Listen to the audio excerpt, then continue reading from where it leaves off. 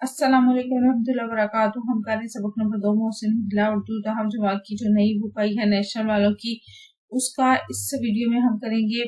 एक कॉलम बना होता है, उसमें होता है कि पढ़ने से पहले पूछिए, उसमें चंद सवाल होते हैं। इस वीडियो में हम वो करेंगे ताकि टीचर हजरात और स्टूडेंट्स भी जो हमारी वीडियो देख रहे हैं वो उसे भी आसानी से हल कर सके।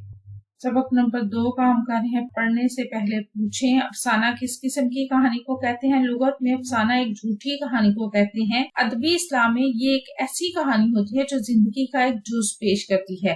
अफसाना इख्तिसार और वहदत तासुर की हामिल एक कहानी होती है। अफसाना या मुख्तसर अफसाना कमोबेश आधे घंटे में पढ़ा जाने वाला ऐसा किस्सा होता है जिसमें किसी एक वाक़ये या जिंदगी के किसी एक पहलू को इख्तिसार और दिलचस्पी के साथ पेश किया जाता है।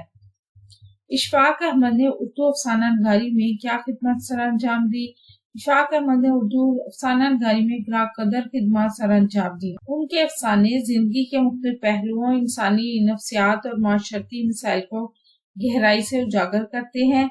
उन्होंने सादा ज़बान, मुनफरिद असलूब और दिलनशी अंदाज में कहानियां तख्लीक की जो कारी को फिक्र और एहसास के नए जाविये अता करती हैं। उनके अफसाने जिंदगी के छोटे छोटे वाक़यात में बड़े फलसफे को समो देते हैं। उन्होंने अपनी तहरीरों में मोहब्बत, इंसान दोस्ती, तसव्वुफ, अखलाकी इक़दार जैसे मौज़ूआत को खूबसूरती से पेश किया।